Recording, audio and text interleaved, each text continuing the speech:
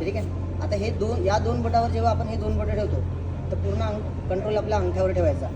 या दोन बोटावर अंगठा ठेवायचा. हे होल जेवढं मोठं राहील तेवढ्या रांगोळीचा फ्लो खूप जास्त निघेल आणि जेवढं आपण अंगठ्याने कंट्रोल करून अंगठा दाबला की तेवढा कंट्रोल होतो अंगठा. ठीक आहे. आता रांगोळी जसा जेव्हा मी पकडतो तेव्हा आजूबाजूची रांगोळी पहिले पूर्ण आतमधून घ्यायची. आता मी हात पूर्ण असा पहिले सरळ केला आहे. ठीक आहे. अंगठा मी पूर्ण दाबून ठेवला.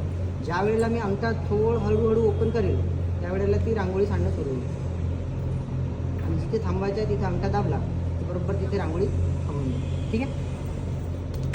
आता जेव्हा रांगोळी पकडतो आजूबाजूची रांगोळी पहिले पूर्ण आतमध्ये करून घ्यायची आणि जमिनीपासून एवढं अंतर ठेवायचं. फक्त अर्धा इंच वर ठेवायचा हात आणि हळूहळू रांगोळी सोडायची.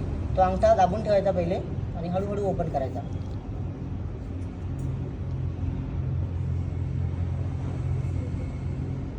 ठीक आहे. असं ते पहाण्यासारखे ते बिंदू आले पाहिजे. असे कमीत